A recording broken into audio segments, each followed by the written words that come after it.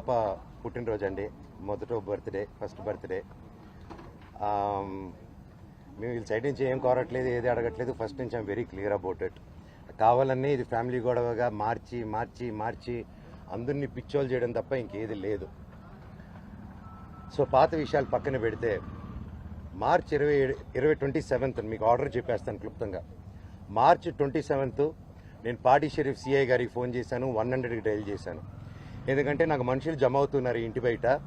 Sir, నేను నా భార్య పిల్లలు ఉన్నాం ఇక్కడ, పొద్దున అటాక్ అవుతుంది, మాకు టాక్స్ వస్తున్నాయి, దయచేసి మాకు ప్రొటెక్షన్ ఇవ్వండి అని 100 చేయడం జరిగింది.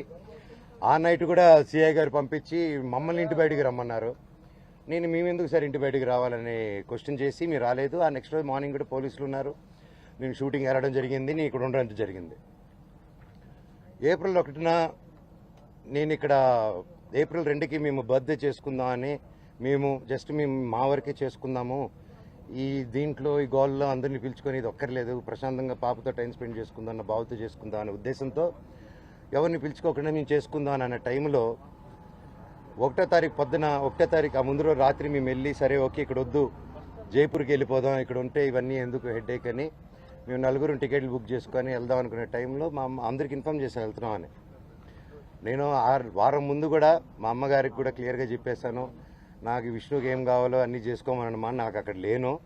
నేను నా వైఫ్, నా భార్య కూతురి బర్త్డే సందర్భంగా మేము ప్రియాంప్ ఇచ్చేస్తాం, మాకు మీ ఆస్తి లేదు. ఇది ఆస్తి గొడవే కాదు, మా నాన్నగారికి ఎప్పుడో పెట్టేశాను, నాకు ఆస్తి వద్దు నాన్న, మీది ఆస్తి వద్దు, కానీ పిల్లల భవిష్యత్తుకి మీకు సంబంధం లేదా, అది దట్ ఈస్ ఎందుకంటే స్టూడెంట్స్ నమ్ముకొని వచ్చారు, వాళ్ళు నమ్ముకొని వచ్చారు, అక్కడ స్టార్ట్ అయ్యేంత దూరం వచ్చింది అది. ఈరోజు నాకు ఆశ్చర్యం ఏంటంటే సిఐ గారు మీరు ఇక్కడ ఉండట్లేదు కదా అన్నాడు నాతో. సార్ అయితే మార్చి 27 మీకు ఫోన్ చేశాను కదా సార్, ఇక్కడే కదా ఉన్నాను, మీరే కదా ప్రొటెక్షన్ ఇచ్చారంటే సైలెంట్ ఉంటాడు. ఆయన స్క్రీన్ షాట్స్ రికార్డింగ్స్ అన్ని కూడా మీకు ఇమ్మన్నాడు, ఆయన పర్మిషన్స్తో మీకు ఇవ్వబోతున్నాను. అండ్ 1వ తారీఖున పొద్దున నేను ప్రెస్ బృందానికి లింక్ పంపించాను, వీళ్ళకి ఆల్రెడీ పంపించాను. ఏప్రిల్ నుంచి అప్పుడు డిసెంబర్ 8 స్టార్ట్ అయిన గొడవలకి ఈరోజు వరకు ఒక్క ఛార్జ్ షీట్ ఫైల్ చేయలేదు.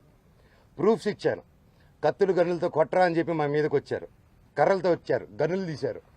ఇవన్నీ ప్రూఫ్ సిఏ దగ్గర ఉన్నాయి, అన్నీ ఉన్నాయి, మీకు చార్ట్ హిస్టరీ నేను ఇస్తాను. అయినా కూడా ఈరోజు పడలేదు. ఓకే సార్, కనీసం నా ఇంటికి దౌర్జన్యంగా వచ్చారు. ఆ రోజు పొద్దున్న నేను ఉంటే నా పెట్స్ ఉన్నాయండి లోపల.